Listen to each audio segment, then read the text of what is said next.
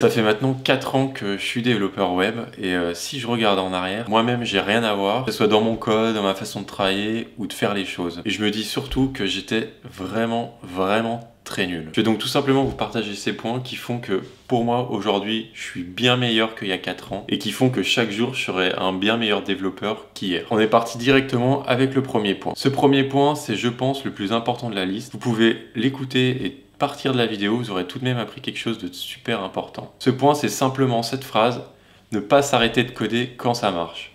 Je pense que c'est l'erreur que tous les développeurs qui commencent font, et même certains après. Tout simplement parce que c'est plus facile de, une fois que ça marche, lâcher les commandes, lâche le clavier, on push et c'est fini, tout marche. Sauf que c'est l'erreur de base qu'il faut ne surtout pas faire.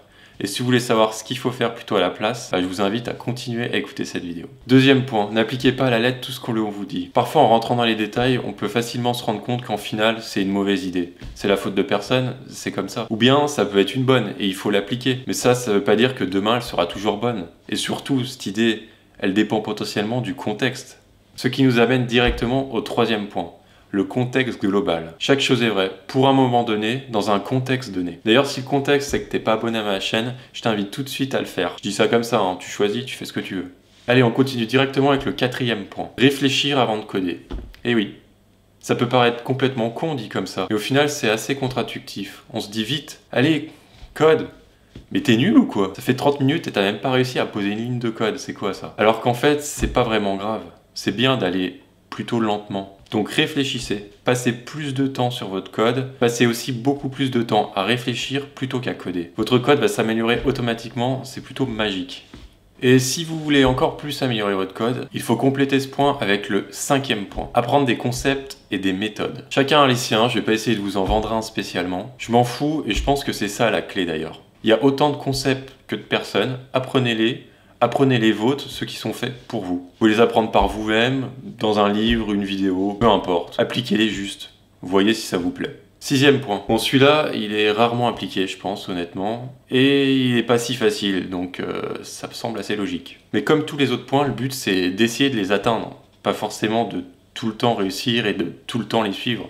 C'est d'ailleurs rarement possible. Ce sixième point, c'est tout simplement les reviews. Une review doit prendre du temps. Beaucoup de temps même d'ailleurs. Pourquoi? Simplement parce que non seulement vous devez revoir tout le code qui a été codé, mais en plus vous devez essayer de comprendre le contexte, voir ce que le développeur a essayé de faire. Et vous n'étiez pas avec lui, vous ne savez pas forcément ce que c'est sa tâche. Et ensuite, vous devez imaginer comment vous l'auriez fait, et si lui, ce qu'il a fait, ça vous convient et ça vous semble, ok.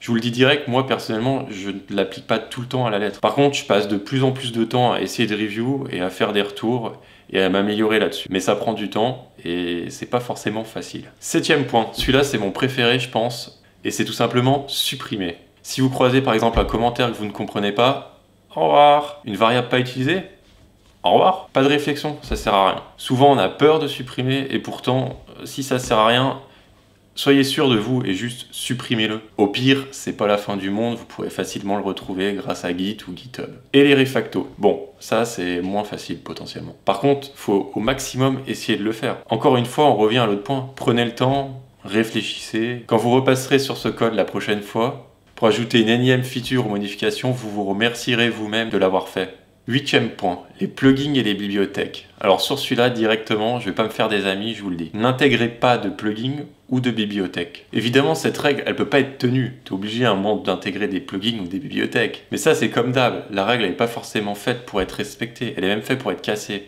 Par contre, il faut totalement, tout le temps, l'avoir en tête. Je m'explique. Le but, c'est dans un premier temps, en fait, de réfléchir. Est-ce que ce plugin, il est vraiment nécessaire? Est-ce que je peux pas le coder moi-même? Mais est-ce que ça serait trop long, trop compliqué? Faut pas réinventer la roue, effectivement. Mais je vous prends un exemple simple. C'est pas parce que vous trouvez un plugin qui fait une balise marque avec un surlignage rouge que vous allez l'intégrer, non? Moins votre projet comporte de dépendances, meilleur votre contrôle sera. Neuvième point, on reste sur les points qui fâchent. Utiliser un Mac. Alors ouais, c'est un point totalement subjectif. C'est pas du tout nécessaire. Mais bon, c'est ma vidéo, donc je dis un peu ce que je veux. Et honnêtement, pour moi, ça m'a énormément changé. J'étais 3-4 ans peut-être sur un PC. J'ai voulu essayer un Mac parce que je devais racheter un ordinateur. Et depuis, très franchement, je changerai pas. Pourtant, je suis pas spécialement fan d'Apple. J'aime même pas. J'ai rien d'autre d'Apple. Mais voilà, bosser sur un Mac, j'avoue que c'est très fluide et c'est cool. Et cela nous amène donc au 10e point, un point qui est aussi super important, prendre le temps. Il faut que vous ayez du temps libre pour voir d'autres choses. Si vous restez seulement sur ce que vous faites dans votre travail, vous allez apprendre de moins en moins. Vous connaissez la courbe où vous apprenez très vite et après hop vous arrivez sur un plateau. Bah c'est exactement ça, voire même vous allez régresser. Vous allez être tout simplement figé par certaines règles, certaines choses que vous avez appris. Donc prenez du temps pour explorer et tout simplement exploser les règles. Que le résultat soit au final pourri ou bon, l'important c'est que vous ayez appris. J'espère que cette vidéo vous aura plu. Si c'est le cas, n'hésitez pas à laisser un j'aime, à vous abonner, à me suivre. Si vous voulez que je détaille plus certains concepts, vous pouvez me demander directement dans les commentaires et je pourrai réaliser une vidéo dessus. Abonnez-vous à ma chaîne. Ciao!